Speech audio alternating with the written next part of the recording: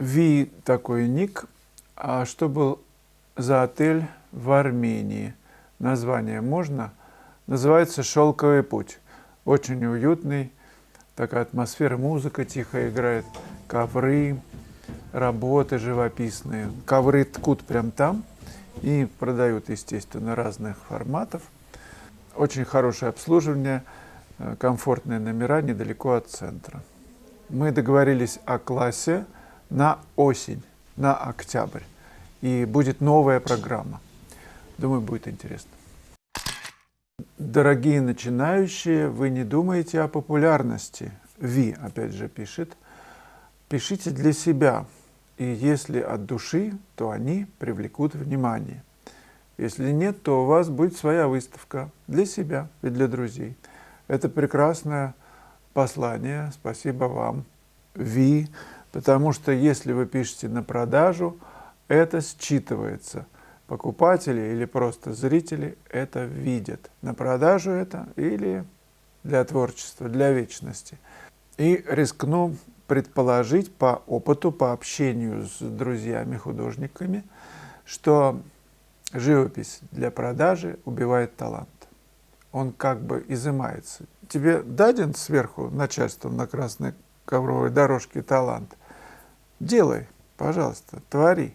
А если ты его пускаешь на другое, начинаешь конъюнктурничать, то начальство думает, я же ему дал, зачем он? Я другому передам. Пусть он своей конъюнктурой занимается, пишет всякое, то, что на потребу публики. Ему талант не нужен. То есть аванс вам даден, энергии, таланта, дара. Вы его протрачиваете, и он просто забирается. Но вот по опыту так.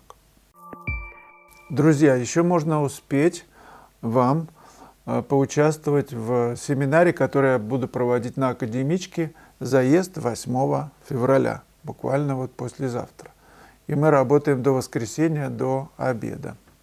Будет полная занятость, полное погружение в изучение живописи, пейзажа зимой. Так что те, кто едет, не забудьте теплую одежду, валенки, перчатки. UR 5F, но опять абракадабра буквочки в нике. Вячеслав, как рисовать тушью? Удобна ли тушь для набросков?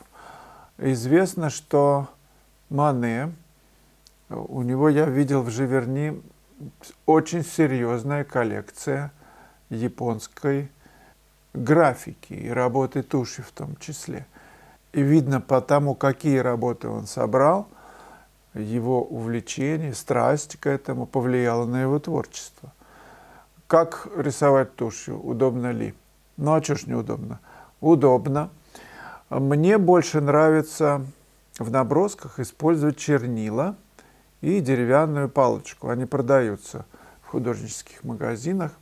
Либо моя подруга пишет прям пером гусиным. Ну там надо щель такую, как бы, вот, сделать щель ножичком, чтобы она собиралась там какое-то количество туши или чернил. Тушь не так расплывается, когда делаешь движение по мокрой бумаге, а чернила сильно расплываются. Этим нужно, конечно, управлять. И если сильно мокрый, то она залетает до черного. Нужно приспособиться. Тушь ведет себя нежнее. И я тоже рисовал тушью наброски. Но, вы знаете, я смешивал акварель и тушь. То есть прорабатываешь акварелью по пятну, а контуром, вот именно палочкой и тушью или чернилами, ты доводишь это, силу контура везде варьируешь, чтобы она была разной, где-то вообще исчезает. Понятно, что свет светит обычно сверху на модель, там, да, если вы делаете обнаженку. Значит, сверху какой смысл делать? Вот руку вы рисуете, здесь может и не быть контура, а внизу вы подчеркиваете это сильнее. Или сидит она на чем-то, там вот рука лежит. Все, что касается поверхности, внизу, естественно, более сильный контур подчеркивает вот эту вот посадку такую. Удобно ли тушь для набросков? Удобно, вполне. Можно только тушью рисовать наброски. Сейчас появилась какая-то тушь, которая меняет цвет. Попробуйте ею. Ну, в Валберсе наберите. И это даже я еще ни разу не пробовал, но как только попробую, я вам расскажу. Я видел наброски с ее помощью сделанные, мне понравилось. Василий ДМБ почти полностью прочитал книгу А. Зайцева «Наука о цвете и живопись», в которой автор утверждает, что свет – это то, что позволяет видеть все окружающее. Не поспоришь, и в том числе цвет. Да. Свет может быть предметом изображения сам по себе. Также свет может выступать в картине в роли формообразующего элемента или средства художественной выразительности. То есть, как я понял, свет и его антипод тень являются необходимым средством для изображения. Не поспоришь. Очень заинтересовала концепция Николая Фешина «Свет в рисунке не важен, он может измениться». Ну да. Вы можете дать ссылку на источник, где он об этом говорил? Я не вспомню, где это очень давно было, лет 30 назад, когда я это где-то прочитал. Или кто-то мне из знающих людей сказал, скорее прочитал. Хотелось бы вникнуть и понять, почему свет, может быть, и тень для Фешина были неважны.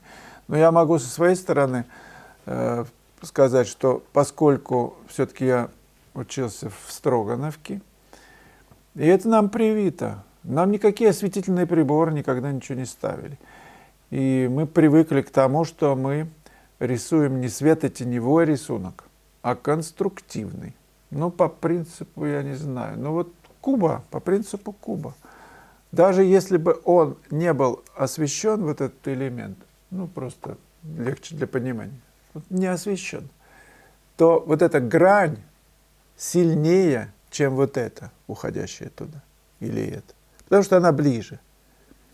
И понять это, рисовать так довольно сложно, но рисунки конструктивные меня всегда привлекали больше, чем светотеневые. Мы вообще не обращали внимания на тень, куда-то что-то там падает, как-то там освещено. Перелом формы, мы мыслили, форма одна переходит в другую. И там, где этот перелом, это делается активнее. Это очень красивые рисунки. Ну, посмотрите на рисунки того же Микеланджело. Вот. Там тоже нет света и тени, там есть конструкция. Недаром скульптор и рисовал-то очень хорошо. Но принцип вот микеланджеловского рисунка, он дальше получил развитие и в Строгановском исполнении. Даже есть такое понятие – строгановский рисунок. Уже все знают, что он конструктивный, что там нет цвета и тени, а есть форма.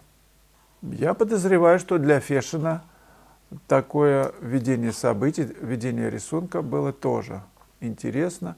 Но недаром он считал мастером рисунка Гольбейна и копировал его работы, ну, поначалу, когда был еще юношей.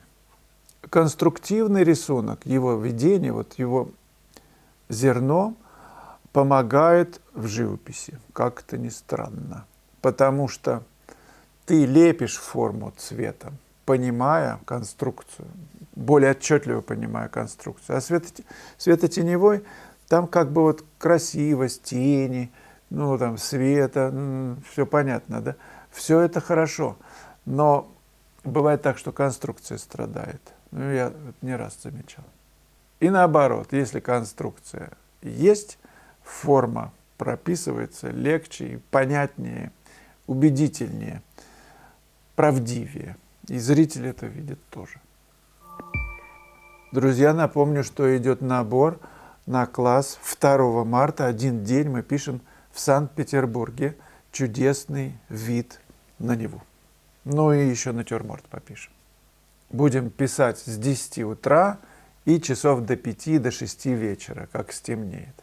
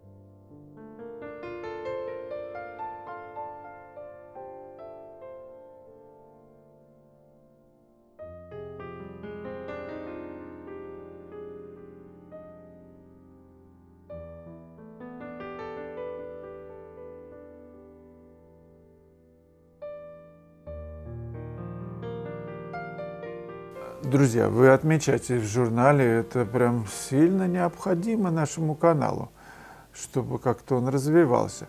Предлагаю вам сейчас еще кино посмотреть «Естественность в живописи». Ну, пока.